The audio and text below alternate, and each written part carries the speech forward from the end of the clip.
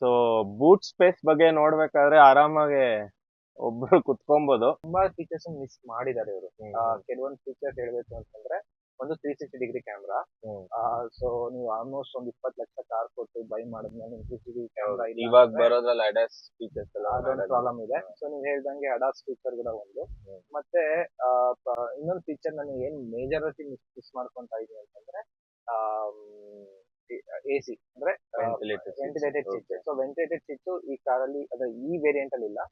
But ಈ price ಅಲ್ಲಿ ನಾವು ಬೇರೆ ಮಾಡೆಲ್ಸ್ ಯಾವ್ದು ಹೋದ್ರು ಈ ಎಲ್ಲಾ ಫೀಚರ್ಸ್ ಕವರ್ ಆಗುತ್ತೆ. ಮೋಸ್ಟ್ಲಿ ಹೈಲಿ ರೇಟೆಡ್ ಫೀಚರ್ ಬಂದ್ಬಿಟ್ಟು wireless charger. But it's worst feature. ತುಂಬಾ ಹೀಟ್ ಆಗುತ್ತೆ. ಹಿಂದಗಡೆ ತ್ರೀ ಪ್ಯಾಸೆಂಜರ್ಸ್ ಆರಾಮಾಗಿ ಕುತ್ಕೊಬೋದಾ, ಇಲ್ಲ ಏನಾದ್ರು ಕಂಡೀಷನ್ ಆಗುತ್ತೆ? ಇಲ್ಲ, 2 ಪ್ಯಾಸೆಂಜರ್ಸ್ ಆರಾಮಾಗಿ ಕುತ್ಕೊಬಹುದು, ಅಡಲ್ಟ್ಸ್. ಒಂದ್ ಕಿಡ್ ಆರಾಮಾಗಿ ಕುತ್ಕೊಬಹುದು. 3 ಅಡಲ್ಟ್ಸ್ ಕುತ್ಕೊಬೇಕು ಅಂತಂದ್ರೆ ಸ್ವಲ್ಪ ಕಂಜೆಸ್ಟೆಡ್ ಆಗುತ್ತೆ, ಸ್ವಲ್ಪ ಜಾಸ್ತಿನೇ ಕಂಜೆಸ್ಟೆಡ್ ಆಗುತ್ತೆ.